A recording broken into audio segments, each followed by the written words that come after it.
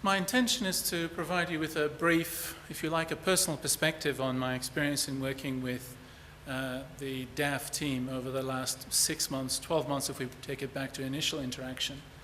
And prior to that, my introduction to the subject of how do you prioritize risk in a biosecurity environment began almost 3 years ago in a brief discussion with the Managing Director of Biosecurity at Queensland, a lady by the name of Karina Arthi, which again stemmed from a conversation between the Minister and Karina. My day-to-day job is really picking stuff out of the too hard basket in my client's arena, and risk is a fruitful area in that it's in common usage, it's often looked at, but getting value from risk management is notoriously difficult. There are an awful lot of hurdles to overcome before you begin to recover your investment and begin to gather a dividend. What I want to share with you in the first instance is my initial reaction to what I've begun to see in this environment. And this cartoon summed it up quite well in that in making choices and decisions that have a risk-return trade-off, if you like, there's very much an environment of damned if you do and damned if you don't. And the prime driver for that is the gentleman in the red coat isn't just one person. There are multiple stakeholders, all holding a trident, all with a unique perspective on what risk-return actually means, all with their implement firmly planted in the back of the person, standing in front of the door, asking them to make a decision. And when we talk about risk return, there's an implicit element in that there is only one risk return. That's not true.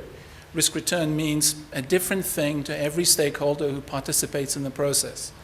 And that's an important element that makes it a damned if you do and damned if you don't initial discussion.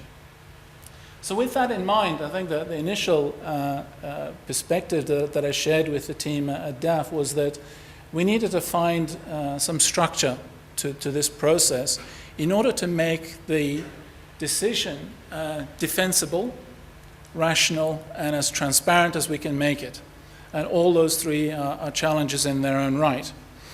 And sort of transitioning to what this really means in the context of a decision maker is, whilst we're in quite a scientific environment, ultimately this is really about understanding risk in a business language. And what I mean by business language is we need to understand the implications of our choices, whatever yardstick we choose to measure that implication against. In a classical business environment, that's more often than not in dollar terms. So the question that the decision maker will ask was, so what? What's the difference between going through the left door or the right door? What are the implications of making a choice between those two? And the first challenge in creating that structure is really establishing that business language. And as I'll illustrate in a moment, it has a number of components that are required to be in there for that robustness to be established. The second element is that risk management isn't free. If it was, you could manage every single risk at zero cost. Quite obviously, that's not the case. But as soon as the various stakeholders accept that risk management isn't free, or in the current environment that biosecurity isn't free, the automatic rationale that follows is we need to accept that optimization of risk management, the optimization of the risk manager dollar, is a reality of life. And that begins to frame the discussion that we're looking at. And as soon as we talk about optimization of the risk management dollar, that naturally takes us to the next point in discussion, which is how do I prioritize risk? So from there, we look at really in sequence what are the challenges that, again, I'll go back to the neutral business decision maker faces. In the first instance, the challenge is to go from a loose, nebulous, agnostic, if you like, measurement of risk or discussion of risk and put it on a more standard, a more consistent footing. And in this sense, the emphasis is on objective measurement wherever possible. And I put the emphasis on measurement rather than objective in that it's not necessary for it to be objective. In other words, in a data-rich environment, in order for that measurement to hold value. Once we've been able to measure the risk, and again, like the previous speakers, I could speak for 3 days without drawing breath, just on the measurement of risk.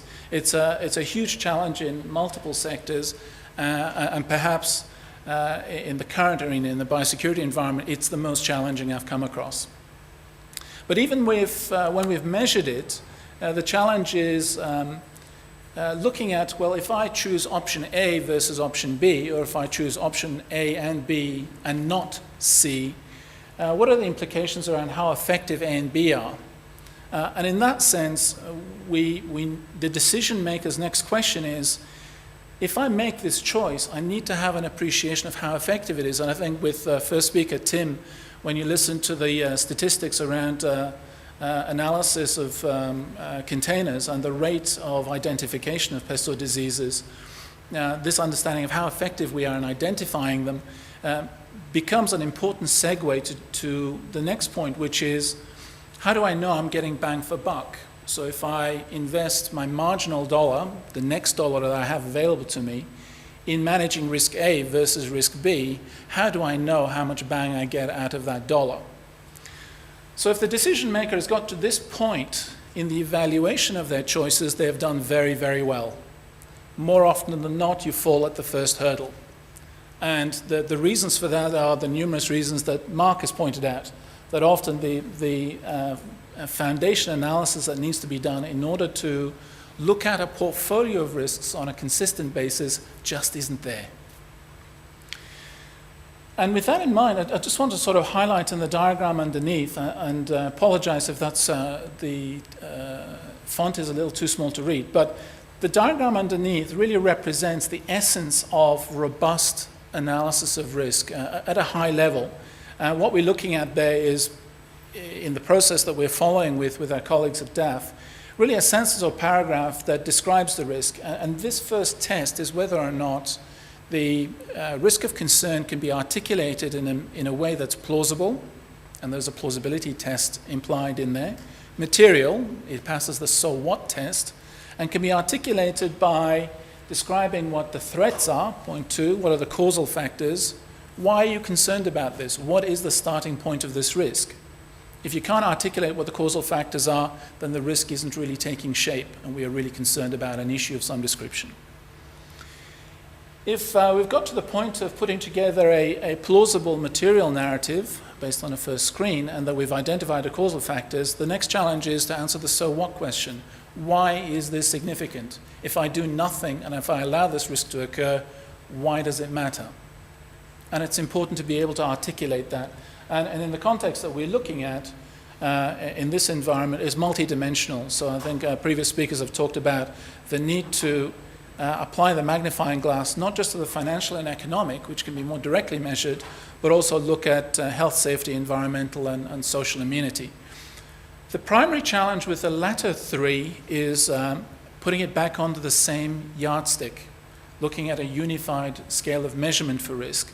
And in this sense, there are other sectors who have pioneered some thinking around using proxy values on how to connect a value to environment, a social amenity, and to some degree health and safety back to the financial and environment.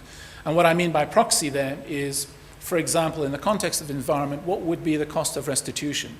It's understood that there may well be environmental damage that accrues from a pest or disease entering, but what we're interested in is what's the dollar value associated with putting it back to where it was before. And that gives you an indication of the significance, the magnitude of the environmental challenge. It's not suggesting it's an absolute reflection of it, it's a proxy for scale of the impact.